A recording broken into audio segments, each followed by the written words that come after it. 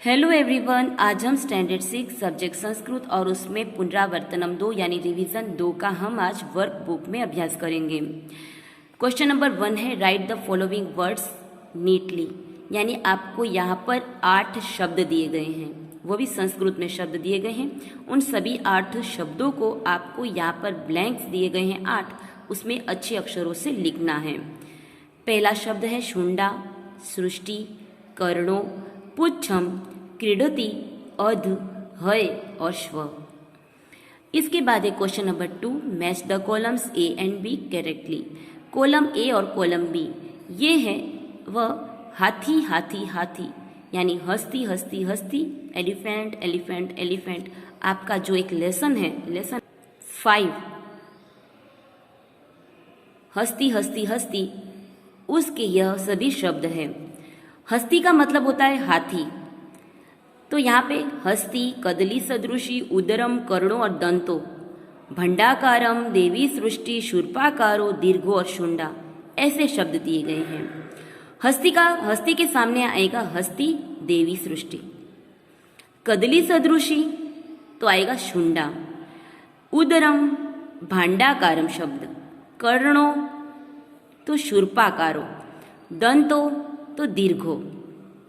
हस्ती यानी हाथी, हाथी है वह सृष्टि यानी देवी,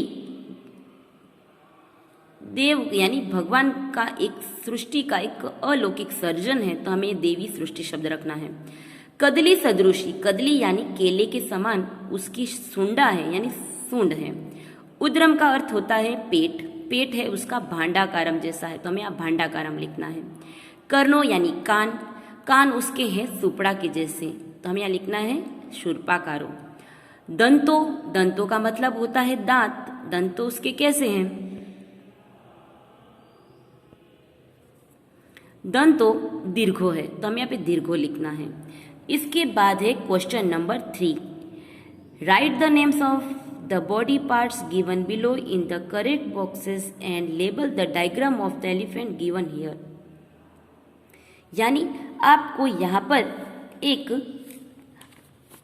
हाथी का एक चित्र दिया गया है, काउंस में आपको संस्कृत में शरीर के, हाथी के जो शरीर है उसके अंगों के नाम दिए गए हैं, और आपको यहाँ पे एरो के सामने जो भी यहाँ पे दिया गया है कॉलम, उसमें आपको इनमें से योग्य शब्द रखना है, जैसे शुंडा, दंतो, कर्णः, उदरम, पादः, पुच्छम और नेत्रम, ये सभी शरीर के अंग है। शुंडा यानी सूंड, दंतो यानी दांत, कर्ण यानी कान, उदरम यानी पेट, पादा यानी पैर, पुच्छम यानी पूंछ और नेत्रम यानी आंख।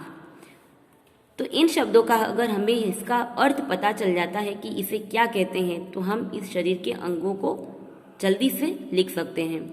जैसे सुंडा, तो यहाँ सूंड को सुंडा कहते हैं, तो हम यहाँ शुंडा लिखेंगे। दंतो, दंत यानी दांत, तो दंतो लिखेंगे। कर्ण, तो ये कान के सामने कर्ण लिखेंगे। उदरम यानी पेट, तो यहाँ पे उदरम लिखेंगे, पेट। पादा, पादा यानी पैर होता है, तो पैर के सामने पादा लिखेंगे। पुच्छम, पूंछ को हम पुच्छम कहते हैं, संस्कृत में तो पुच्छम लिखेंगे। नेत्रम, आंखों को नेत्रम कहते हैं, तो हम नेत्रम लिखेंगे।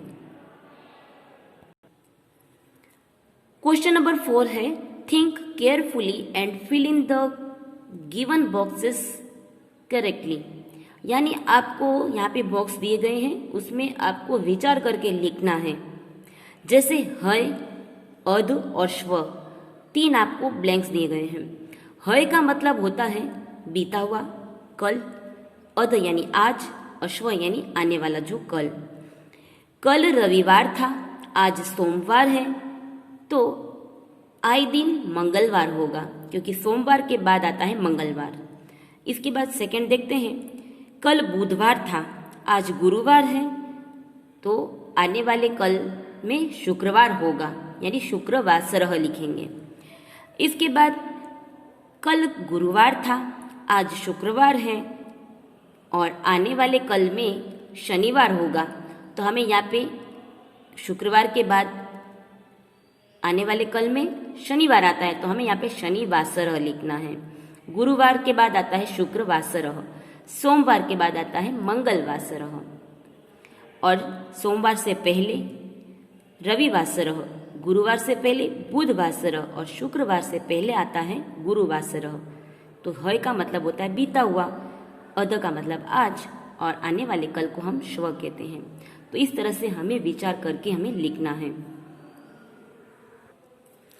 इसके बाद एक question number 5, with the help of the verbs given in the picture below make correct meaningful sentences by ending appropriate nouns to each. यानी आपको नीचे एक चित्र दिया गया है और उसमें क्रियापद दिए गए हैं। क्रिया यहाँ पे आपको लिखी गई है, क्रिया यानी वर्ब। आपको क्रिया दी गई है जैसे पतति, क्रीडति, उपविशति, पिबति, लिखति, चरति, ये सभी क्रियाएं हैं। क्योंकि गाय है वह घास खा रही है, बच्चे खेल रहे हैं, बंदर है वो फल फेंक रहा है, लड़का बैठा है, कुत्ता पानी पी रहा है, पिबती, और लड़की है वह लिख रही है। तो यह सभी क्रियाएं हैं, वर्ब है। तो हमें इस चित्र के आधार पर, इन क्रियाओं के आधार पर हमें कुछ वाक्य बनाने हैं। तो वाक्य बनाने के लिए हमें नामपद यानी नाउन के साथ हमें वाक्य बनाने हैं। नाउन और क्रिया यानी वर्ब और नाउन को मिलकर एक सेंटेंस बनता है। तो हमें यहाँ पर नामपद के साथ क्रियापद को जोड़कर कुछ शब्द बनाने हैं। तो हम यहाँ पे शब्द बनाएंगे। आपको यहाँ पे ब्लैंक्स दिए गए हैं जिसमें कितने 6 बनाने हैं सेंटेंस। तो पहला सेंटेंस क्या बनेगा, देखो आपको nouns to the given verbs, noun और वर्ब के साथ मिलकर आपको कुछ शब्द बनाने हैं सेंटेंस, जिसमें हम लिखेंगे। पहला क्या बनाएंगे हम, फलम पतति, ये फल गिर रहा है तो हम लिखेंगे फलम पतति। तो फलम पतति पहला सेंटेंस हुआ। दूसरा, गाय है वह घास खा रही है, तो संस्कृत में गाय को कहते हैं धेनु, और चरती क्रिया है, धेनु चरती, तो ये दूसरा सेंटेंस हो गया। तीसरा हम बनाएंगे बच्चे खेल रहे हैं, तो बच्चे को कहते हैं बालह, और खेलना यानी क्रीडति, तो तीसरा सेंटेंस बनेगा बालह क्रीडति। चौथा है कुत्ता पानी पी रहा है, तो हम यहाँ पे कुक्कुरः पिबति, कुत्ते को संस्कृत में कहते हैं कुक्कुरः, और शब्द क्रिया है पिबति, कुक्कुरः पिबति, और यह 4th सेंटेंस हो गया। 5th सेंटेंस बनेगा बालकः, बच्चा जो बैठा है उसे हमें लिखना है, तो बालकः, बालकः उपविशति, बैठा है तो बालकः उपविशति, ये 5th सेंटेंस बनेगा। 6th सेंटेंस हम बनाएंगे, ये लड़की लिख रही है तो हमें लिखेंगे लड़की यानी छात्रा, छात्रा लिखती, तो यह हुआ 6th सेंटेंस।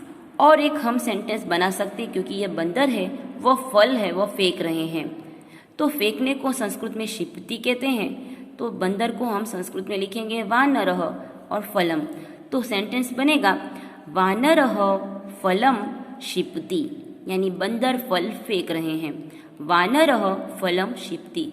तो यहाँ पर हमने इन चित्रों के आधार पर क्रिया और नामपद जोड़कर हमने यहाँ पर सेंटेंस बनाई हैं, यानी हमने नाउन्स और वर्ब्स इन दोनों को जोड़कर सेंटेंस बनाए हैं। अब है question number 6, arrange the sentences given below in the proper order of events.